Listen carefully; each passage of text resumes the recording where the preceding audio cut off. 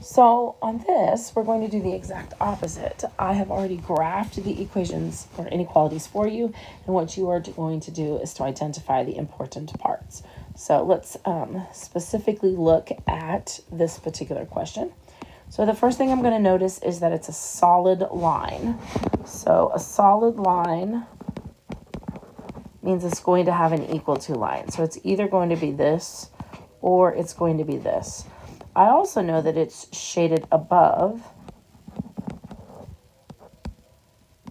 So above is greater than or equal to. So since greater than or equal to is in common in both places, that's the symbol that I'm going to use. So that's my first step.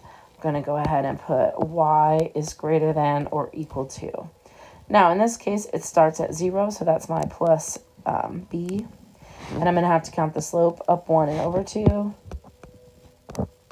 So there we go. I have y is greater than or equal to 1/2 x plus 0. All right, let's try this again. Again, it's almost the same line. We're going to go ahead and count our slope. So that's up 3 and over 4. So m is equal to 3/4. And your b is at 0. And so again, I'm going to have 3/4 x plus 0. Now you don't have to put the 0. It's totally fine without. The question becomes, which math symbol do you put inside here? So notice that it is a dashed line, which means there's not going to be an equal to line. And it is below, so I'm going to use the less than symbol. All right, let's try 2 more of these. Again, this time the slope is up 1 and over 1, so m equals 1 over 1. And your y-intercept is happening at -1.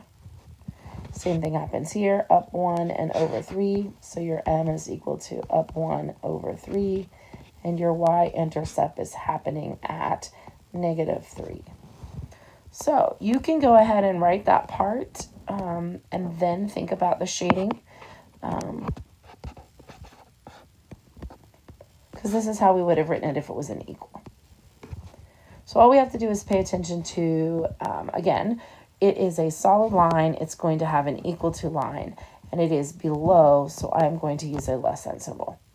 This one is above, so I'm going to use a greater than symbol, and I'm not going to use an equal to because the boundary line is not part of the solution. So again, pay attention to how it is, how the line is drawn and where the shading occurs. Other than that, it's just like writing an equation. Find your m and b and write your inequality.